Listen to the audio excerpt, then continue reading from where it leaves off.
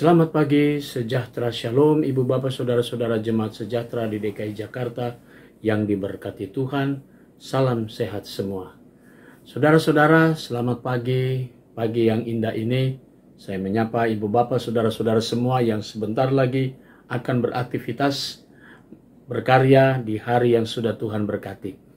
Saya mengajak kita semua, mari kita menaikkan pujian dan syukur bagi nama Tuhan.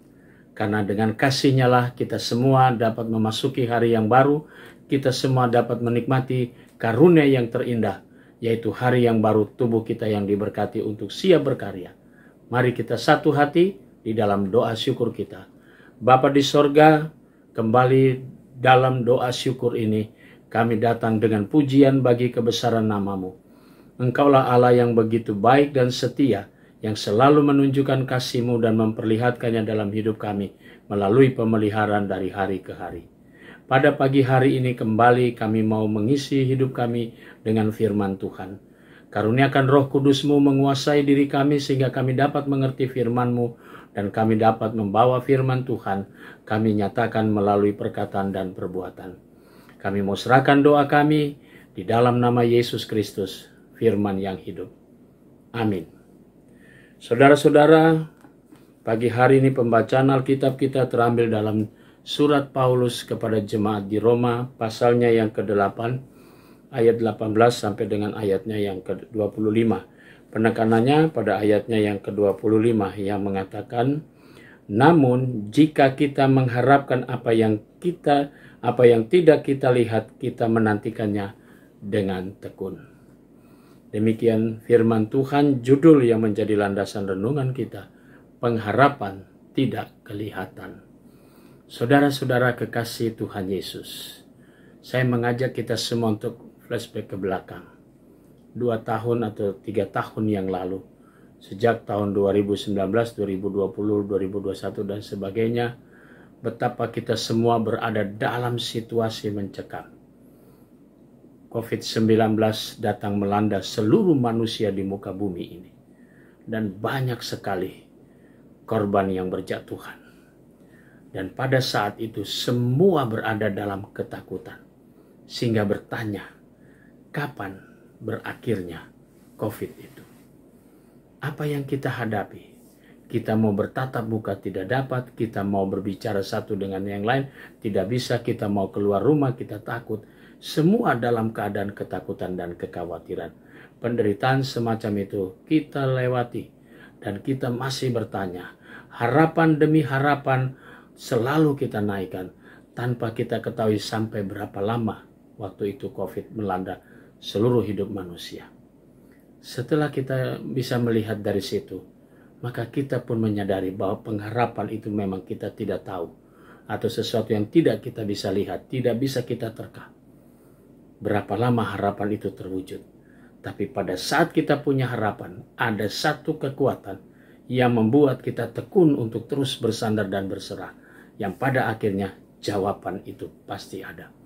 Dan itulah benar yang dikatakan oleh seorang penulis besar, seorang penginjil besar, Rasul Paulus, yang menulis dalam tulisannya yang terakhir kepada jemaat di Roma. Dia menyampaikan tentang pengharapan orang Kristen. Pengharapan orang Kristen itu adalah pengharapan yang memang belum terlihat. Kita semua berharap Tuhan Yesus akan datang. Tapi kita tidak tahu kapan Tuhan Yesus datang dan bagaimana situasinya.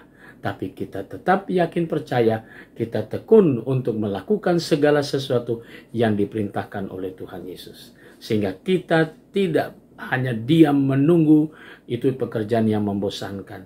Tapi karena kita menunggu sambil kita berkarya, maka disitulah ketekunan kita pun diperlihatkan. Kita percaya Tuhan Yesus pasti datang kembali. Saudara, itulah pengharapan kekristenan. Pengharapan Kristen yang tidak pernah kelihatan, tetapi ada kepastian. Dan di dalam kepastian itulah saudara dan saya tetap tekun berdoa dan menyerahkan hidup kepada Tuhan, dan kita tetap melakukan apa yang Tuhan Yesus kehendaki sampai Dia datang kembali. Selamat berkarya, teruslah kita tekun dalam pengharapan kita. Pengharapan kita memang tidak kelihatan, tapi ada kepastian. Karena janji Yesus selalu pasti. Dan waktu Tuhan adalah waktu yang indah. Tuhan Yesus memberkati. Amin.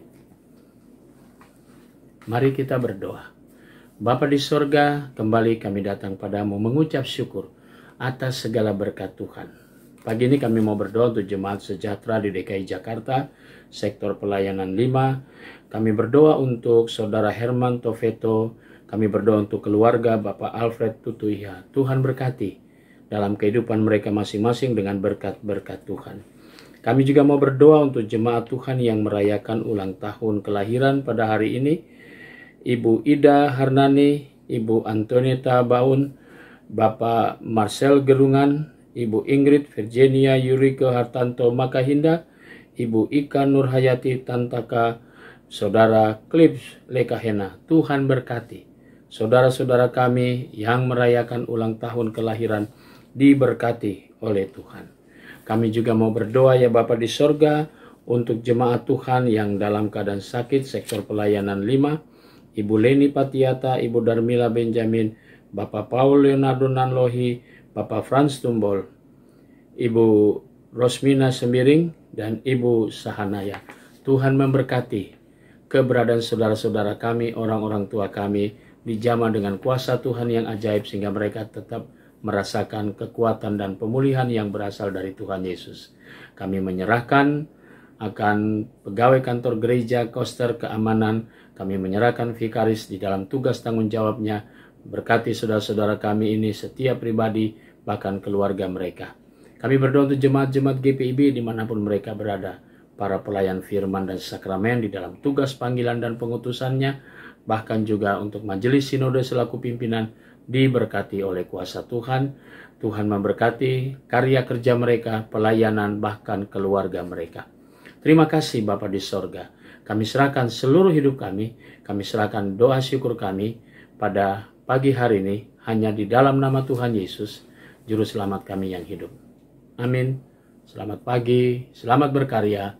Tuhan memberkati saudara.